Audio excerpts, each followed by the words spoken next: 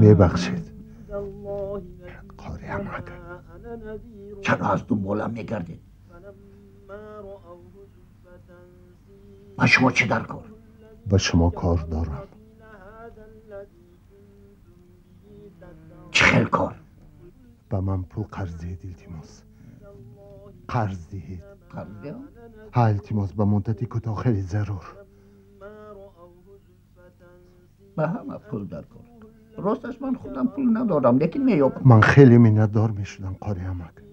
بعد مصلحت میکنیم. حاضر یکیش تقسیم میکنم. باز دیر نمانیم، صبر کن. شما چقدر از من پول گرفتنی هستید؟ با چقدر فایده؟ شما کفیل داره؟ من کفیل ندارم قاری احمد. شاید یوان چی را بگراو میمونه. این مورد یا زمین یا زر و زیور. گنجینه یگانه من الکه بگراو مونده شد. من از شما پول میپرسم تا او را خریده گیرم. و شما چرا بگراو بانده؟ الباز یا چیزی دیگر؟ کی میخواد؟ طلا. قاری محترم، این برایم از جواهرات امیر هم قیمت تر است.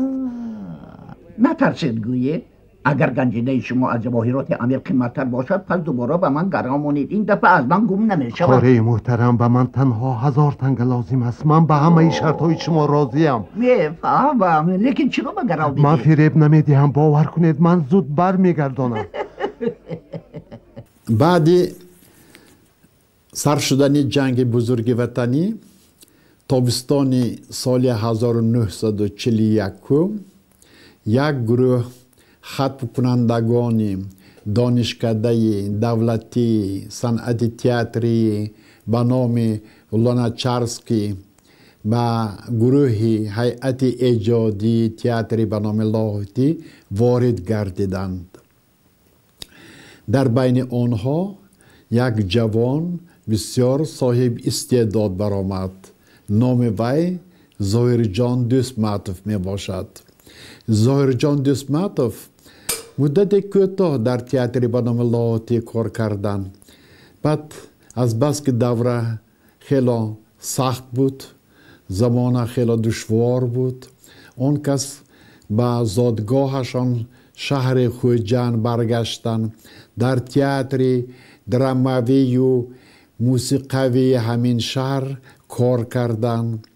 در آنجا آن کس قریب 4 سال خدمت نمودند. معلومات عالی تئاتری آن کس نسبت به همه فرق میکرد. سالهای خوانش در مسکو از سال 1936 تا 1941 بسیار سالهای خیلی خوب بودند. گروه جوانان تاجیک بار اول با خادمان برجسته صنعت روس در دانشکده تمام قاعده قانونهای صنعت اکتوری را از خود می نمودند. در وقتهای خالی بگاهی ها آنها تئاترهای مسکو را زیارت می نمودند. همان سالها در نیمه دوم سالهای 30 تئاترهای مسکو بسیار پیشرفته ایستاده بودند.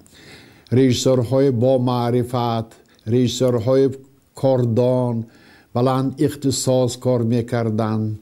در مخاط یعنی تئاتر بدیعی مسکو استانیسلافسکی، نیمروش دانچنکو، در تئاتر میرخولد، در تئاتر کامیروی توییروف، خلاصه در همه تئاترها بسیار رژیسورهای عجایب مشغول پیش بردن صنعت تئاتری معاصر بودند. همان وقتها تئاتر موسیقوی شهر مسکو به نام استانیسلافسکی و همون نیمروش دانچنکو بغیر از اپراهای روسی و غربی کلاسیکی باز در صحنه گذاشتن اثرهای نوی شوروی را ترغیب بودند. همان سالها یک اپرای ملی تاجیکی با قلم استپانوف تألیف یافته بود. نام این اپرا دره درواز نام داشت بود. این اپرا درباره پایدار شدن حاکمیت شوروی در کوهستان تاجیک نقل میکرد.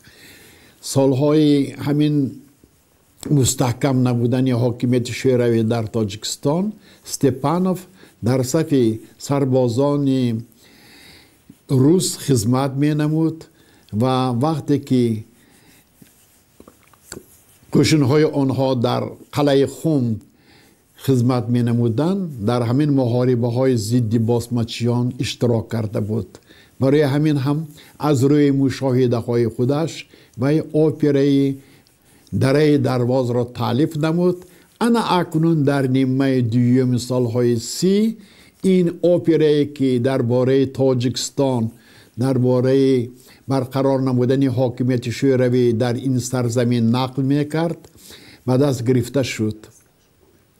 سپکتاکل را ستانیسلافسکی سرداری میکرد. ستانیسلافسکی کنستانتین سرگیچ یکی از ارباب‌های برجسته تئاتر روس می باشد.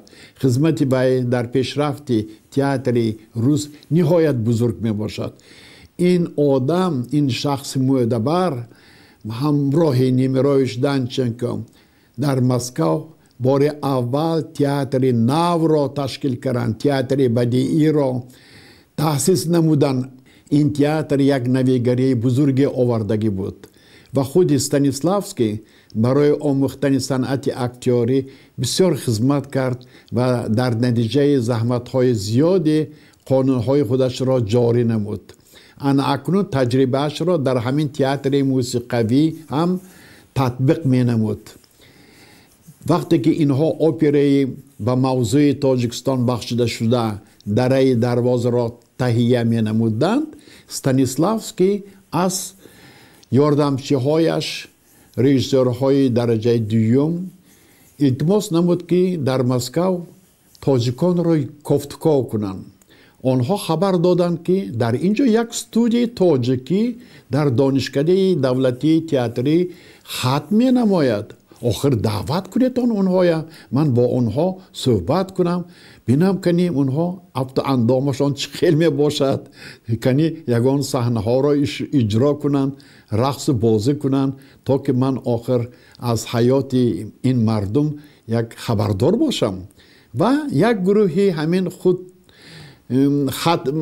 گروه دانشجویان همین استودیوی تاجیک را دعوت نمودند.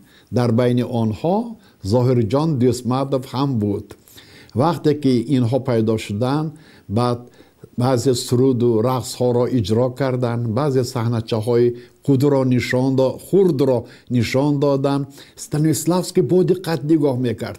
بعد تمام شدن برآمد آنها و با یاردمچی هایش شاگردانش گفت که انا بینیتون چخیل اینها طبیعی بازی میکنن، چخیل اینها آزاد عمل میکنن، انا این برای شما سبق شدنش در کار میگید. همین طور من همین صورت تاریخی ملاقات دانشجویان تاجیک با استانیسلافسکی همان سالها صورت گرفتگی بود و این صورت یک صورت بسیار عجایب می باشد که تاجیکان در وقت زیست زندگانی استانیسلافسکی با او ملاقات بسته بودند. سال 38 کنستانتین سرگیویچ از عالم چشم پوشیدند، لیکن ملاقات آنها با این دانشجویها این تاریخی بود و در خاطر ظاهرجان دوستمردوف هم این ملاقات ابدی نقش بست. دانشجویان تاجیک نه تنها روزها سالها از استادان روس سبق می آموختند، بلکه گاه در بعض اسپکتاکل های تئاتر روس هم آنها اشتراک می کردند. چنانچه سال 1939 تئاتر به نام مایاکوفسکی که آن وقت آن را تئاتر انقلاب می‌نامیدند. آنها پیسه پاول گریکوف را در صحنه گذاشتند که این اثر را وایتخوف و هم دنچ نویسته بودند. این پیسه هم در باره تاجیکستان کمی نقل می نمود، یعنی پرده یکم آن در تاجیکستان می گذرد. پاول گریکوف همچون کمسامو در همین سرزمین فعالیت خودش را شروع می کند. بعد حادثه های واقع های من بعد در خود روسیه می گذرند. در همین پرده یکم چند نفر از دانشجویان همین استودیوی تاجیکی اشتراک کرده بودند. وقتی که ظاهرجان دوسماتوف در شهر خوجان خدمت میکرد و آن سالها خیلی کم تجربه بود و خود تئاتر هم چندان تئاتر حالا گفتم ممکن است که کم تجربه بود. البته همان سالهای جنگ بزرگ وطنی این تئاتر خوجان قامت راست کردگی بود، چون که در شهر خوجان بسیار مردم روس اواکواسیون شدگی بودن، یعنی موقتا کوچیده آمدگی بودن و در بین آنها دریژورها، موسیقیچیان و اهل صنعت کم نبودن.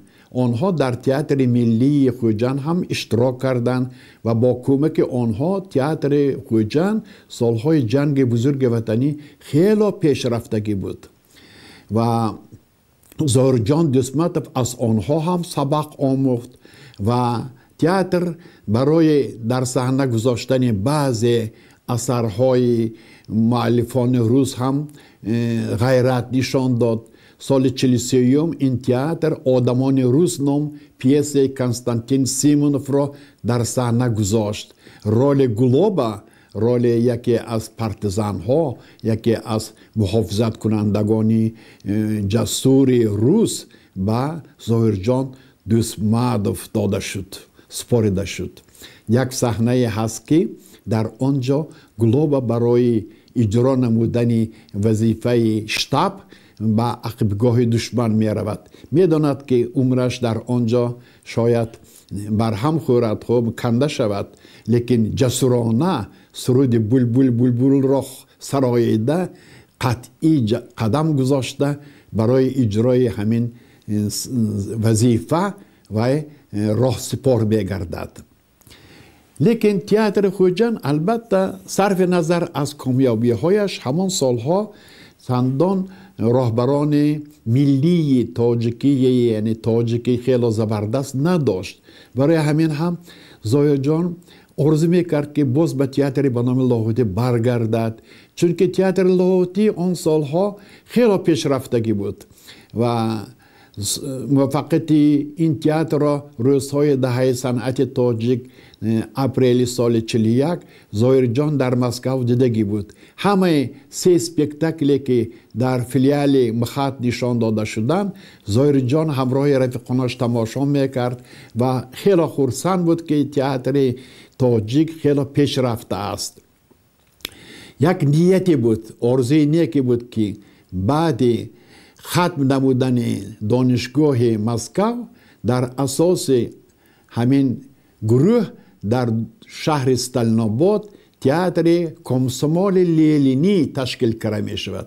البته این آرزوی نیک بسیار آرزوی خوب بود. نظم می شد که همین خیلی تئاتر در شهر ما تأسیس بیافت. افسوس جنگ بزرگ وطنی خلال رساند.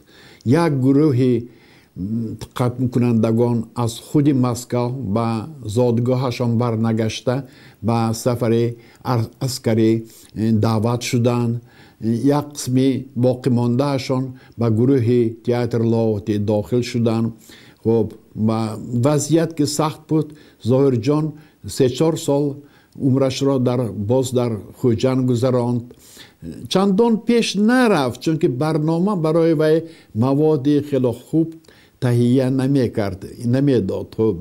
من خیلی بعضی ابرازهایی که وی در آنجا آفرید و چند سپکتاکلی که از بسکری اشترها کم بودن وی آفرید نشان داد، وی را خانه نمیکرد. وی آرزو داشت که بیشتر نه با کسب کارگردانی بلکه با کسب اکتوری مشغول شود و برای همین هم آخرهای سال 44 و کوچیده با اهل عائله‌اش به شهر استلناباد برگشت. در تئاتر به نام لاهوتی به کار قبول شد و من در همین جا اکنون فعالیت جدی هنرپیشگی این اکتور ما آغاز یافت. در اولین سپکتاکل ها ظاهر جان قابلیت هنرپیشگی خودش را نشان داده توانست. سال 46 کارگردان رحمت اللهیف سپکتاکل شب 28 را تهیه نمودند. این پیس در اساس افسانه های 1001 شب نوشته شدگی بود که آن را جلال اکرامی تالیف نمودند. پیس اول در شهر کویلاب در تئاتر همینجا نشان داده شد سال 45. اکنون این پیسه که آن وقت سرتراش کمگپ نام داشت با نام دیگر شب 28 در تئاتر لاهوتی نشان داده شد. خیلی افسانه است. خب چندان واقعه های بزرگ در آنجا نشان داده نشده است. خب در اونجا تقدیر یک عاشقان دو دلداده تصویر یافته است که یک گروه آدمان نابکار با عشق اونها خلل میرسانند. خیلی افسانه همه چیز در افسانه با خوبی انجام مییابد. لیکن در این افسانه دو ابراز خیلی عجایب تصویر یافته بودند. یکی خود سرتراش کمگپ در اجرای ظاهر جان دوستمدوف و دوم یک زن سوداگر مفتاله در اجرای گلچهره بقایبه. همین دو ابراز در مرکز دقت بود. ظاهر جان دوستمدوف در همین رول سرتراش کمگپ برآمد کرده قابلیت عجایب خودشان را نشان دادن. اون کش تصویر کردن چخیل این آدم همین سرتراش کمگپ یعنی بسیار گپ میزند، بسیار سخن میراند و از بس که سوادش هم نیست لیکن بسیار یک زیرک، بسیار یک عقل طبیعی دارد. من همین ابراز را با یک سادگی، ساده لوحی تصویر کردم. در افسانه ها ساده لوحی بسیار یک خصوصیت عجایبی می باشد. همین خصوصیت افسانه را در ابراز تجسم نمودن قابلیت اکتور را کشاده توانست.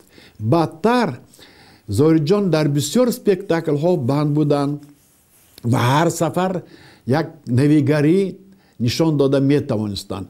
این نویگری خصوصا سال 1954 به نظر رسید. ظاهر جان دوستمدوف در سپکتاکل داخونده اون کس ابراز عظیم شاه را تصویر کردن. هر وقتی که ما داخونده بگیم در همه در خاطر دارد که این رمان صدرالدین عینی می باشد. خب من در زمینه همین رمان جلال اکرامی درامه ساختن که نام وی هم داخونده بود. لیکن از بس که این مؤلف قاعده های دراماتورگی را در اینجا جاری کرد و از بعض لحظه های رمان استفاده برد، البته این اثر مستقلی درام نویس می باشد. بعد این سپکتاکل سال 1957 از نو تحریر یافت، بعضی علاوه ها در آورده شد و ابراز ها مکمل تر گردیدند و کارگردان نوی همین سپکتاکل حاجی قلی رحمت اللهیف اثر را خیلی عمیق‌تر چقورتر کار کردند و ابراز ها خیلی برکمال تر تصویر یافتند و ابراز عظیم شاه باز هم چقورتر تلقین یافت. ظاهر جان دوستمدوف در سیمای یک دولتمند یک دهه عظیم شاه آدمی را تصویر کردند که کیها و تمام مردم دیه را به اطاعت در آورده است و به فایده خودش کار می فرماید و بسیار یک شخصی جاهل، یک شخصی بی‌رحم می باشد. اکتور من همین سیمو را خیلی عجایب نشان داد. هر وقت که قهر و غضب عظیم شاه به نقطه به اوج بلند می رسد، چشمان اکتور کلان شده می شوند و این چشمان گویا که یک عالم، یک جهان دهشت را گویا که در سیمای این قهرمان ifade می کردند. روزهای دهه صنعت تاجیک در مسکو، ظاهرجان دوستمدوف سال یعنی 57 دو ابراز عجایب در همین سپکتاکل های دهگی آفریدن. یکی این عظیم شاه بود و دیگری مسخره باز در فاجعه شاه لیر، خب از آن اثر شکسپیر می باشد. مسخره باز در فاجعه شکسپیر بسیار عجایب غلطی تصویر یافته است و در تنش لباس مسخره بازی دارد. خب با همین لباس و در دربار پیدا می شود و همیشه البته یگان فکرهای عاقلانه فیلسوفی افاده می کند. وقتی که شاه لیر در بدر می شود و در میدان و در کوچه ها سرسان می شود، مسخره باز همیشه همراه همین شاه خود می باشد. همیشه و مثل شاه لیر سرسختی یعنی زندگی دشوار را از سر می گذراند، لیکن عقلی و دانشمندی و حتی در همین روزهای سخت هم ظهور یافته می استند. همین سخنهای فیلسوفانه را اکتور بسیار تند و تیز، بسیار نشان راست افاده می نمود. بعدتر در یک قطار سپکتاکل هایی که به زمان ما داخل دارند، یعنی از حیات معاصر نقل میکنند، در این سپکتاکل ها هم ظاهرجان دوستمدوف برآمد میکردند و در سپکتاکل ستاره که سال 1961 من فخرالدینوف نام گرفت و درباره دیهات امروزه ما نقل میکرد و این اثر به قلم جلال اکرامی تعلق دارند، در همین سپکتاکل ظاهرجان دوستمدوف ابراز چایخانه چی آدمی نزدیکی رئیس کالخاز فخرالدینوف را نشان دادن، یعنی بازی کردن، تصویر کردن. دوستمدوف از مشاهده های خودشان استفاده برده سیمای یک مردی بیکار خویجه کارگریزی تنبل را تصویر کردن. و در چایخانه کار میکند و به مردم خدمت میکند و لیکن وقتی که رئیس کالخاز فخرالدینوف پیدا شدن همه را فراموش میکند. محض برای همین آدم که حیاتش از وی وابسته است زود شرایط مهیا میکند. حتما کرپچه ها را روی سفره پهن میکند، حتما چای دم کرده میآورد، کباب چای پخته میآورد، شراب در درون چاینک ریخته و پیاله انداخته مثل چای به رئیس تکلیف میکند. خلاصه من همین خیلی یک آدم، یک شخصی نهایت خفناک را تصویر کردند. در یکی از صحنه ها عبدالملک همون چایخانه چی یک تومار را به رئیس تقدیم میکند که رئیس در درون تاقی اشان همین تومار را دوخته مستحکم کنند تا که چشم بعد به آن کس نرسد و کارهایشان پیش رود. و رئیس به این گفته های عبدالملک باور میکند. وقتی که در کالخاز کدام یک کمیسیه پیدا می شود و کارهای ناشایسته رئیس را فاش کردن می خواهد و رئیس فخرالدینوف خوف می برد که اکنون وی از وظیفه‌اش خالی خواهد شد، چون که دخترش ستاره را قهرمان سوسیالیستی کرده، بسیار کالخازچی ها را رنجانده است و بسیار انتظام را ویران کرده است. خلاصه در اون صحنه هایی که کمیسیه پیدا می شود و فخرالدینوف را وهم و هراس پخش می کند، عبدالملک از این چیزها آگاه شده زود خودش را تغییر می دهد. اکنون وی کاسالیس نیست، اکنون وی دقت شده نزد رئیس سرخم نمی کند و رئیس تغییر یافتن این چایخانه چه عبدالملک را حس کرده، تاقیش را از سرش گرفته، تومار را کنده به سر عبدالبالغ میزند و میگوید که تو دروغگوی، تو کاسالیز، تو تیگون خور، مفتخور، مرا برای نادرست زدی و گفته رنجش خودش را افاده میکند. من همین یک خاراکتر خلقی مردمی را ظاهر جان دوسمتوف ناز نشان داده بودند. عموما آفریدن خاراکترهای طبیعت خصلت‌های خلقی برای این اکتور بسیار نزدیک بود. از افتش اکتور همیشه از مشاهده هایش عمل میکرد و در این خیلی ابرازها بسیار طبیعی خودش را حس میکرد. من برای همین هم وقتی که سال 57 تئاتر بای و خدمتگار حمزه حکیم زاده را به دست گرفتند و این اسپکتاکل را تهیه نمودند، رول خدمتگار خالمت از جانب رژیسور با دوسمتوف سپرده شد و دوسمتوف همین رول خالمتوف را یک توضیح نو دادن.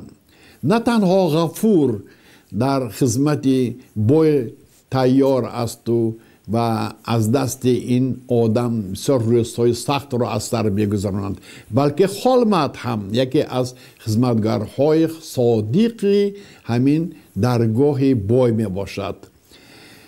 از بس که زنهای تنها مانده بای روستی برای عشق ورزی نزد خدمتگارها تشریف می‌فرمودند، خالمت هم روی نمیگرداند و گاه گاه با خانزاده وقت خوشی میکند، با خودش یک بزم کوتاه برپا میکند. در این صحنه ها قهرمان ظاهر جان دوسمتوف چنان لطیفه گوی، چنان اسکیه باز می باشد که هر یک گفته وی خانزاده را خرسند میکند و هنگامی که آدمان بای با غفور هجوم میکنند و وی را بدنام میکنند و دروغ گناهکار میکنند، خالمت هم کسب خودش یعنی خدمتگار دیگر غفور را جسورانه مدافعه میکند. من همین خیلی یک سیمای خیلی خلقی را ظاهر جان دوسمتوف در همین سپکتاکل آفریدگی بودند. همین خیلی سیماها از جانب اکتور باز در یک چند سپکتاکل های دیگر هم نشان داده شده بودند. لیکن همین خیلی یک وضعیت در تئاتر پیدا شد که ظاهر جان دوسمتوف سال تا سال سبزیده ترقی نموده ایستاده، در آرزوی نقش های خیلی کلان بودند. برای این اکتور البته تئاتر مخصوص یک پیسه ها را باید به دست گرفتنش در کار بود که این اکتور را پره کشاید، چون که اکتور در سالهای 50 هنر تجسم کاری را نصب از خود کرده بود. هنر تجسم کاری این یک هنری است که اکتور سیمای ابراز را نه تنها از ظاهر بلکه از همون ریشه هایی که در وجودش سبزیده ایستادن از همانجا آغاز می نماید. وقتی که اکتور با پوست قهرمان می درآید و ابراز آفریده ایستاده‌اش را از درونش آهسته آهسته به وجود می آورد. این بسیار یک صنعت عالی و هم صنعت مرکب می باشد که نه به هر یک اکتور میسر می گردد. ظاهر جان دوسمتوف از بهترین استادان تئاتری به نام لاهوتی همین صنعت را از خود نموده بودند و از بس که استاد اساسیشان یکی از اکتورهای بهترین همان وقته شهر مسکو میخائیل استانگوف یاد گرفتگی بودند و او را در رول رومیو، در رومیو و جولیت، در نقش گای، در دوست من در یک چند سپکتاکل ها دیدگی بودند و قائل شدگی بودند. البته همه همین سبق ها با کار آمدند، یاردم کردند. انا اکنون در نیمه دوم سالهای 50 عصر 20 ظاهر جان دوسمتوف همچون نماینده صنعت تجسم کاری به شمار می رفتند.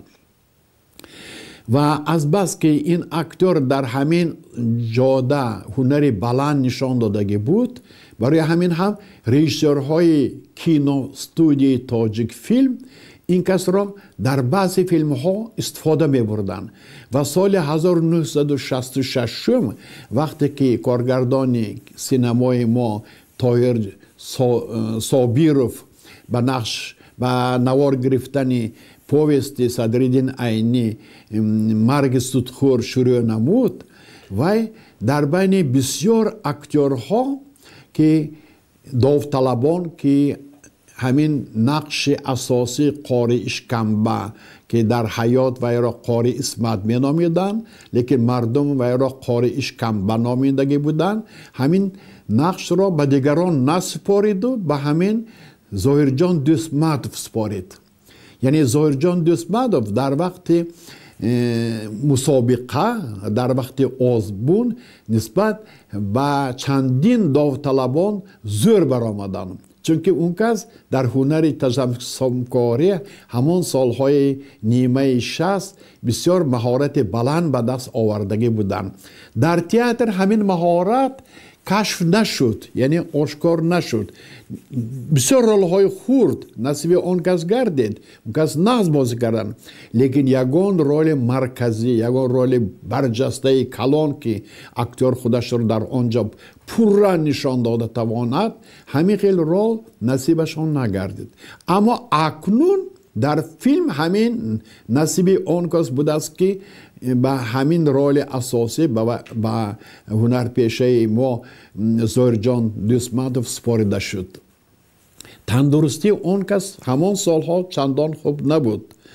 دلشان تست درد میکرد خوب چندان خوب نبود لیکن صرف نظر از این در قلبشان آرزوی بسیار برجسته داشتند که همین ابراز را من در صحنه یا اینکه در کینو تجسم نمایم. خیریت طالعشان تافت این رول به ظاهرجان سپارده شد و اون کس تمام قواشان را سفربر نموده هنگام نوارگیری به تندرستیشان نگاه نکرده برای آفریدن همین نقش قاری اشکمبه همه غیرتشان را سفربر نمودند و نقش و هم فیلم بسیار عجایب صورت پیدا کرد. گفتم ممکن است که این یکی از فیلم های خوب تاجیک فیلمی ما می باشد که در اکران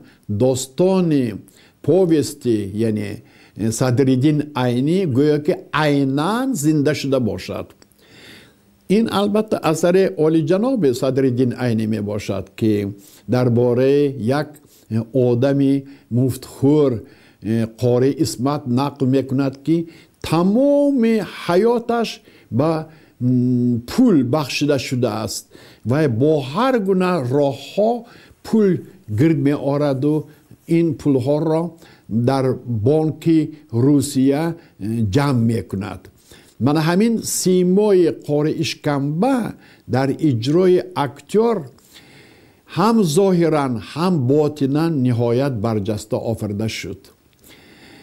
برای مضمون پویست را پورا افاده نمودن اکتور خیلی خدمت کرد. چندین بار این پویست را خوانده برآمد و کوشش کرد که هم شکلا هم باطنا به قهرمان صدرالدین عینی مانند باشد.